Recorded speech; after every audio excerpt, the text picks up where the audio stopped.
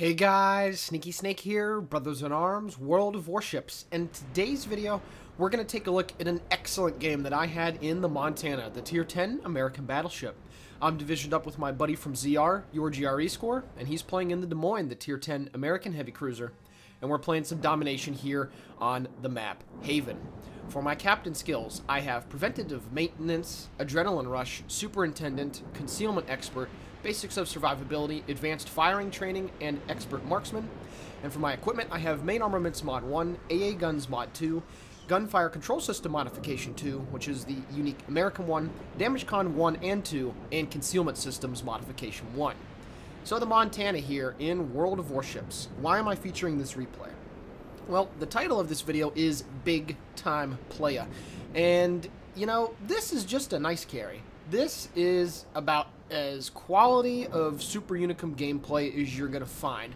This isn't the highest amount of damage ever dealt, certainly by any means. This is not the craziest game that you'll ever see in a Montana. But all of the plays that were made during the course of this battle were calculated, were well thought out in advance, and my buddy GRE Score and I are going to lock down this B-cap area throughout the entirety of the game and make plays that help our team win the game. And everything that goes on, from the gun accuracy to the decisions to maneuver at the right time, dodging torpedoes, shooting at the right targets, all of that good stuff you're going to see a very good example of during the course of this battle. So sit back, relax, and enjoy. So at the beginning of the game, we decide, again, to head over towards the B-cap. Now, the map Haven, of course, is unique because it's one of the few ones that has 4 caps when you're playing domination. And 2 of them you already have control over. One on your side for your team, and one on the other side, the A-cap, for the enemy team.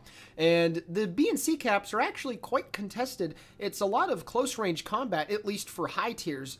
Relatively speaking, there's a lot of chances for combat to occur at sub 15 kilometers, which when that happens at the high tiers, I would consider that close-ish ranged combat. So we're going to be moving over here, and of course, since the Montana has such brutal firepower, you don't want to be coming across those things at those kinds of ranges because it's very difficult to angle, and it's also very difficult to just stay away from that once they close the distance.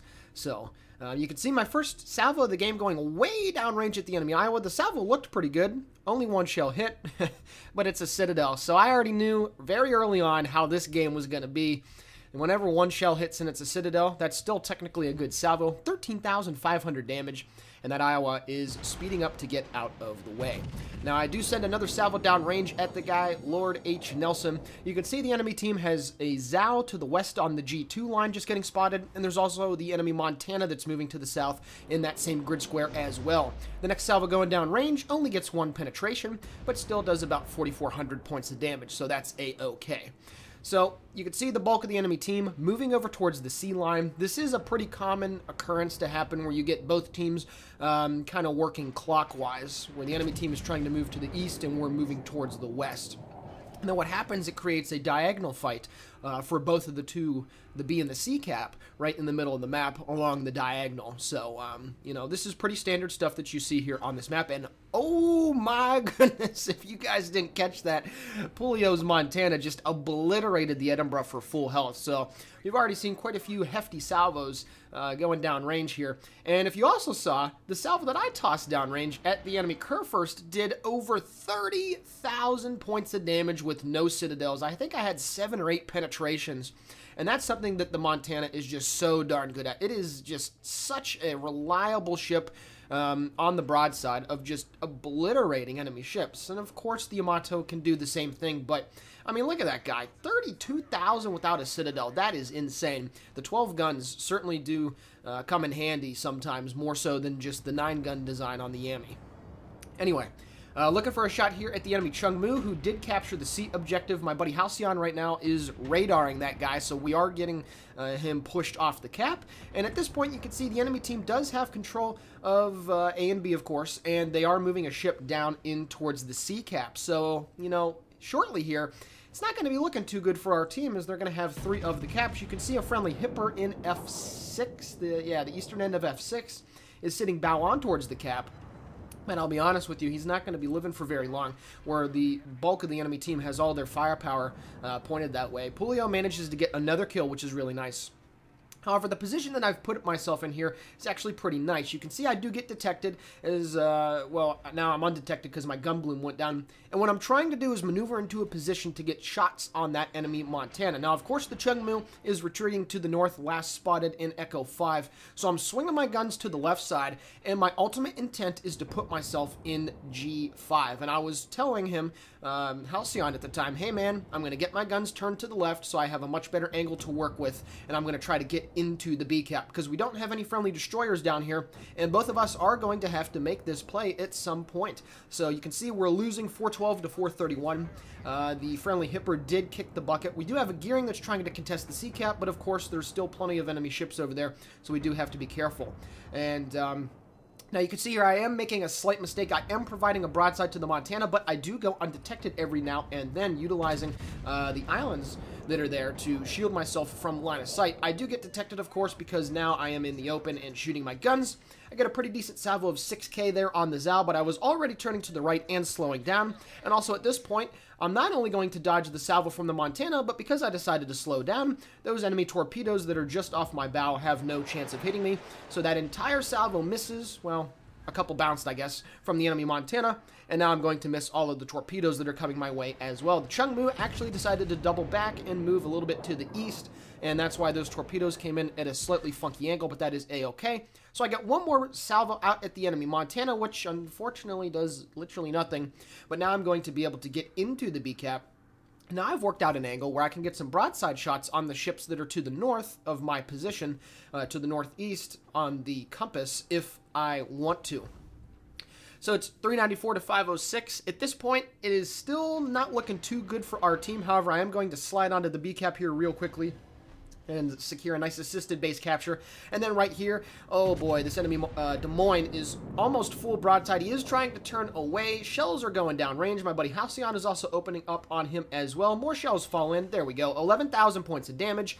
He's getting some more AP, and oh my goodness, that was like a quad or a quintuple Citadel right there by GRE Score. An amazing shot, and he did exceptionally well on that one. A very nice, well-placed shot that took out a threat very, very quickly. And you can see he's now using his radar to try to drive the Chungmu down to the south and off of the C cap. He's on 10,000 hit points, and he was getting some nice shots in there, so that's very good stuff. My next salvo going down range at the enemy Montana. The shells fly in, and just as he appears, 26,000 points of damage with the Citadel and a couple penetrations. So for some reason, that guy decided, I don't need to angle to these Monty shells, and having 12 of them flying down range with the kind of accuracy that this ship has is just so nice. Now you can see here, this Zhao is going to make a monumental mistake. 16.7 kilometers. The angle isn't the best. He's not at a 45 degree, but I do get the stealth fire off because I've put those islands that are off my port side in between myself and those enemy ships. So the Zhao thought he can make his turn in time, and he gets Dev Strike. Oh boy. I pick up my first kill of the game with a Citadel, a pen, and 2 overpens, and that was all from stealth because I utilized the islands to shield myself from line of sight. And the Zal thought he could make his turn in time, and he paid the price for doing so. And, you know, you just gotta be careful when you're trying to make your turn. Even if you're spotted, I'm sure he had priority target on, so I'm sure that he knew that somebody was aiming at him, but I really cannot believe that. The next salvo going downrange at the Monty, another big meaty salvo of about 27,000, another double pen and Citadel right there on that guy. So in 2 salvos on him, he's been reduced from about 70,000 to about 21,000 points of damage.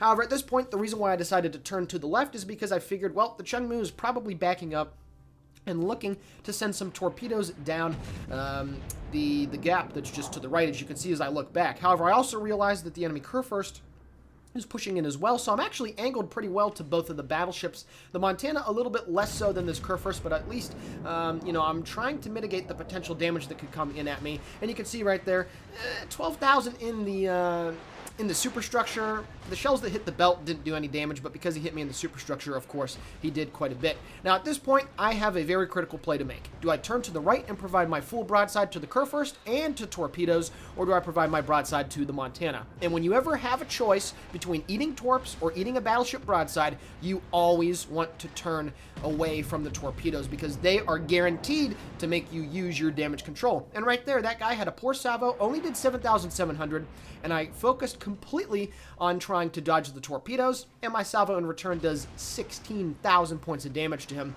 So once again, another citadel on that guy, pushing him away and doing some good stuff. The Kurfürst's secondaries have been opening up on me for some time, but again, the torpedoes that were coming in, I knew that they were coming, and I angled properly and appropriately. So at this point, I did not have to use my heal, or not my heal, I didn't have to use my repair, which is oh so important, and I harped on that in my last tactics and strategy video about tanking damage properly. Now, at this point, you can see I'm also drawing the fire of, well, maybe it is the Chungmu, or maybe it's the Shimmy or Gearing or something.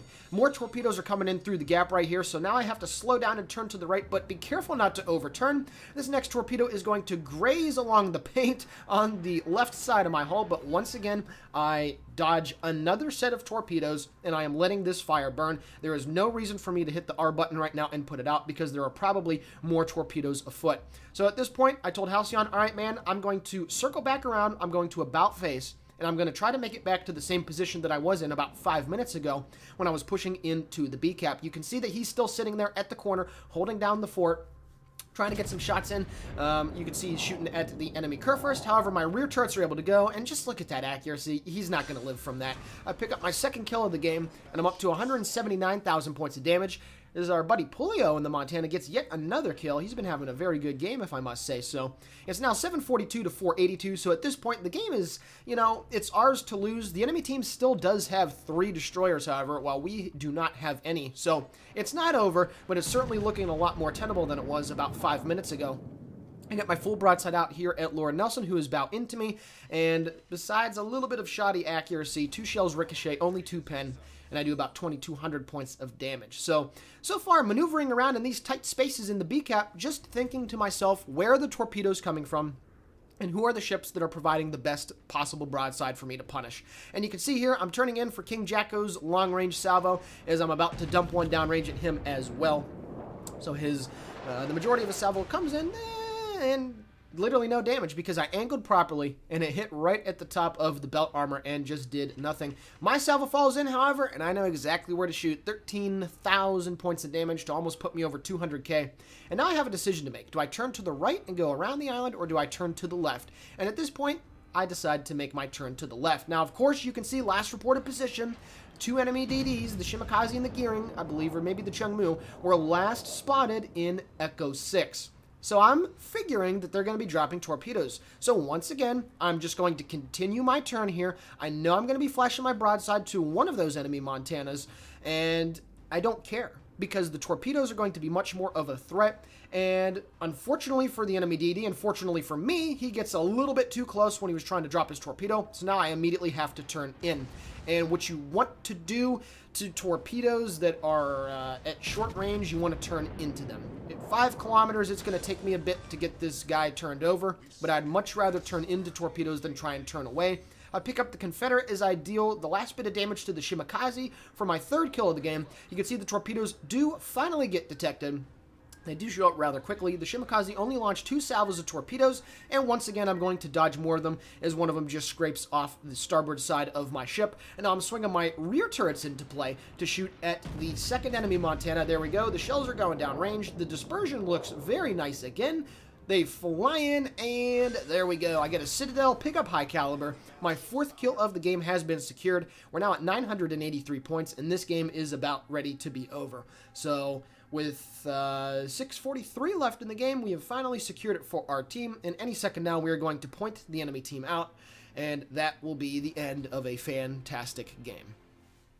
Alrighty guys, taking a look now at the post-battle results. 656,000 credits received, 19,300 total experience earned, and 3.3k free XP. This was my first win of the day.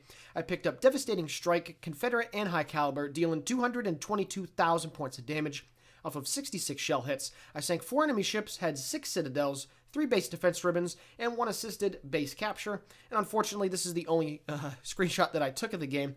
However, for the team score, I had about 2,750 base experience in that game.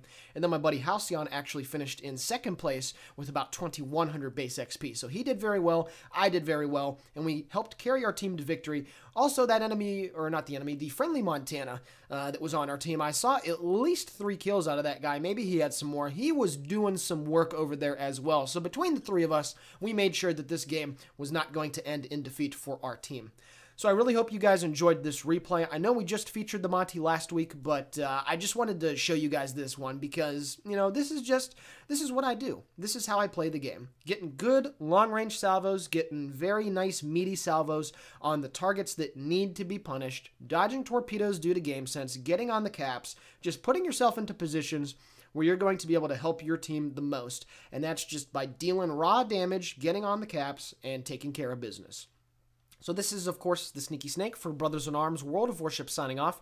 Guys and gals, please consider giving the video a like, commenting on it, or possibly subscribing to the channel. All of it is very much appreciated. And with that being said, have a great day.